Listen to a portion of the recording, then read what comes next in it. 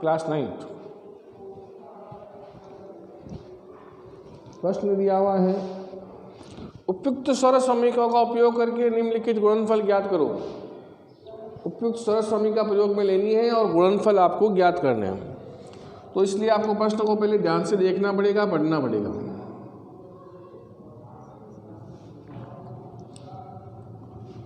तो क्या दिया है प्रश्न, 3x + 4, 3x - 5, 3x + 4 और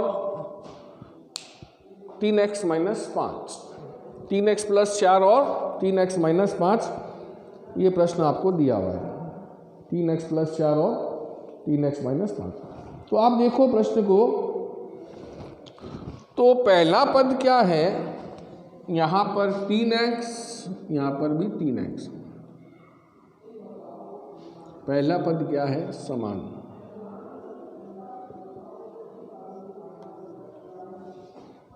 यहाँ पर 4 और यहाँ पर 5। दूसरा पद क्या हो गया, असमान।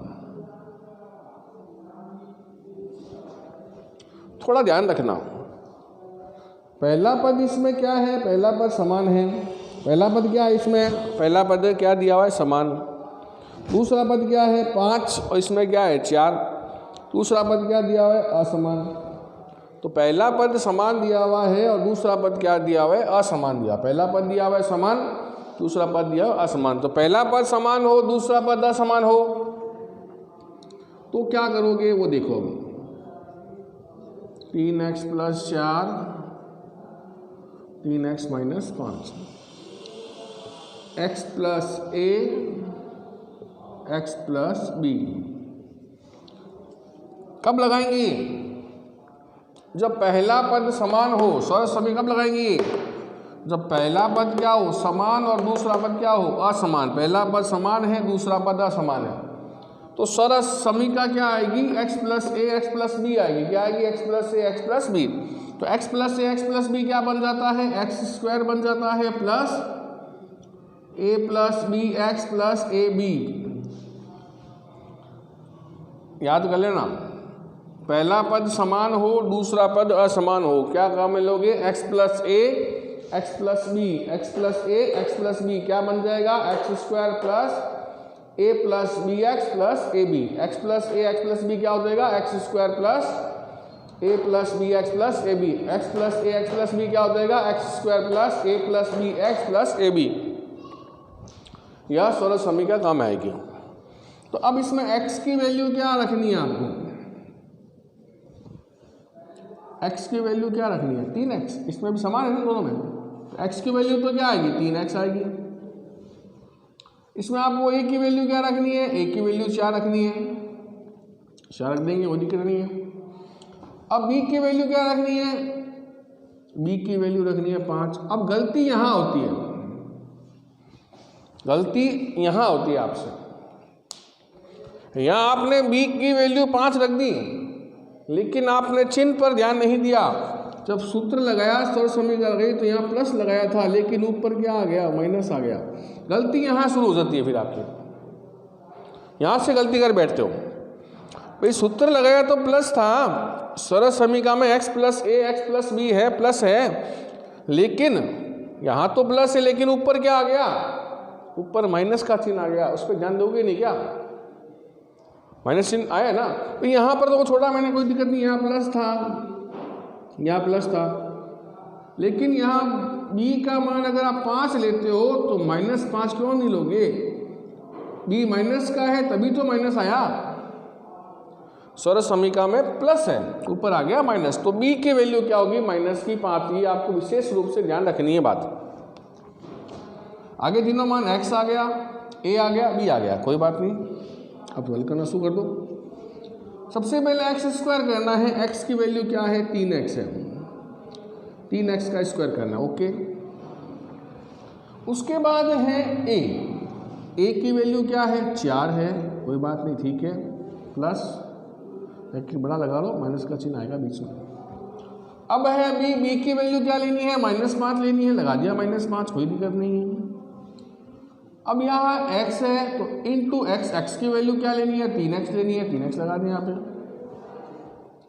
प्लस ए बी, मतलब ए बी साथ में, मतलब a को b से गुणा करनी है, a को b से गुणा करनी है। तो a की वैल्यू क्या है, a की वैल्यू 4 है, इंटू b की वैल्यू क्या है, b की वैल्यू -5 है। ओके, तो अपने सूत्र में मान रख दिए सबके, ये x² है, x का मान 3x आ गया, 3x² कर दिया, a है, a का मान 4 है, 4 रख दिया, b है, b का -5 है, -5 रख दिया, x का 3x रख दिया, a का 4 और b का -5 रख दिया। ओके, अब हल करना शुरू कर दो, मान रख दिया अपने सबका, 3x², 3 का हो गया स्क्वायर 9, x का हो गया x², क्या आ गया 9x² आ गया, 4 प्लस माइनस -5 इंटू क्या है 3x, भाई यहाँ प्लस और यहाँ माइनस, प्लस माइनस क्या हो गया, माइनस हो गया, प्लस 4 को गुणा करो, 4 से 4 पंजे 20, माइनस का 20 करो यहाँ पे। ओके, हो गया, तो 9x² प्लस 4 में से 5 घटाओ, 4 में से 5 घटाओ, माइनस का 1, क्यों, बड़ी संख्या माइनस की है, माइनस का 1 इंटू 3x, 4 छोटा है प्लस का, 5 बड़ा है माइनस का, बड़ी संख्या माइनस की है तो बड़ा माइनस का चिन्ह आएगा, फिर प्लस माइनस माइनस हो गया, यहाँ आ गया 20। अब गुणा करनी रहेगी, कर दो गुणा, तो 9x², 3 को गुणा करो, -3 एकम 3, तो माइनस का 3x और माइनस का 20, ये इसका आंसर आ गया। तो सरस समीकरण कौन सी काम में ली, x + a x + b, x + a x + b क्या बन गया, x² plus a + bx plus ab। ध्यान रखो इस बात को। अगला प्रश्न लेते हैं। अगला प्रश्न क्या है, यहाँ प्लस लगा लो, 3 पॉइंट हो जाएंगे अपना। अगला प्रश्न है y² plus 3/2, y² minus 3/2, y² plus 3/2, y² minus 3/2। पहला पद क्या है, दोनों में y² है, ये कौन सा पद हो गया, ये समान पद हो गया। दोनों पहला पद क्या है, y², कौन सा पद हो गया, समान पद हो गया, चलो अच्छी बात है। दोनों में दूसरा पद क्या है, 3/2, 3/2, अरे वाह, यहाँ पर भी क्या आ गया, समान आ गया। तो अभी अपन ने किया तो पहला पद तो समान था, दूसरा पद असमान था, लेकिन यहाँ अगर अपन ध्यान से देखें दोनों पद ही समान हैं, पहला पद भी समान है, दूसरा पद भी क्या है, समान, दोनों पद समान है। अब चिन्ह देख लो, यहाँ प्लस और यहाँ माइनस, ओह यहाँ गलती हो गई, अब यहाँ चेंज हो गया और चिन्ह क्या हो गए, असमान।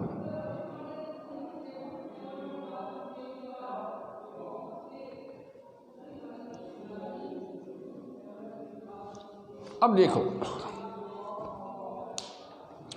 पहला पद समान था, दूसरा पद भी समान था, दोनों पद समान है, लेकिन चिन्ह क्या आ गया बीच में, असमान आ गया।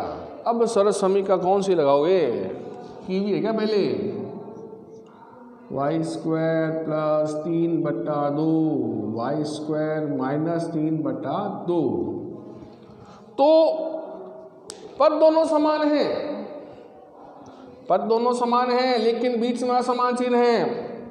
यहाँ क्या था, पहला पद समान, दूसरा पद असमान, क्या सरस समीकरण आई, x + a x + b क्या बन गया, x² plus a + b x + ab।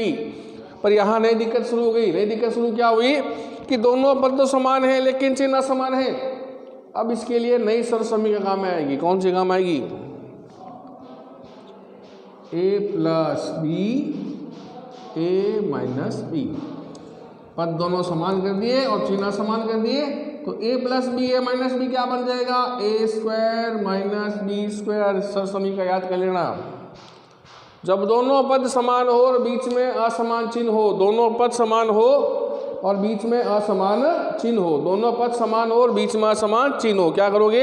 A plus B A minus B, क्या करोगे? ए plus B A minus B, क्या बन जाएगा? ए square minus B square. A plus B A minus B क्या बन जाएगा? ए स्क्वायर माइनस बी स्क्वायर। तो ए की वैल्यू क्या रखोगे? ए की वैल्यू वाई स्क्वायर। बी की वैल्यू क्या रखोगे? बी की वैल्यू 3/2 रखोगे। ए की वैल्यू वाई स्क्वायर, बी की 3/2। पहले ए स्क्वायर करना है, ए की वैल्यू वाई स्क्वायर है, वाई स्क्वायर का स्क्वायर लगा दो।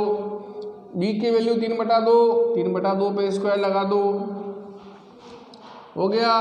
तो 2 को 2 से गुणा करो, 2 दूनी 4, तो वाई 4। अब कर लो 3 का स्क्वायर कितना हो गया? 9 हो गया। 3 का स्क्वायर कितना हो गया? 9 हो गया। 2 का स्क्वायर कितना हो गया? 4 हो गया। तो होल स्क्वायर है ना, दोनों पे स्क्वायर करना है आपको, होल स्क्वायर में दोनों पे स्क्वायर करना है। तो 2 दूनी 4, वाई 4 माइनस 9/4, क्या आया? वाई 4 प्लस 9/4 आ गया। 2 प्रश्न हल हो गए।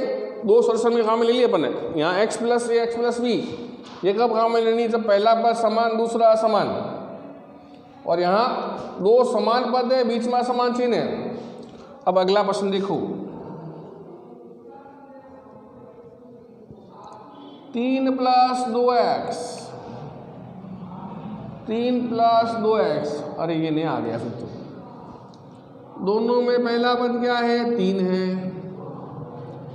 क्या है? समान है।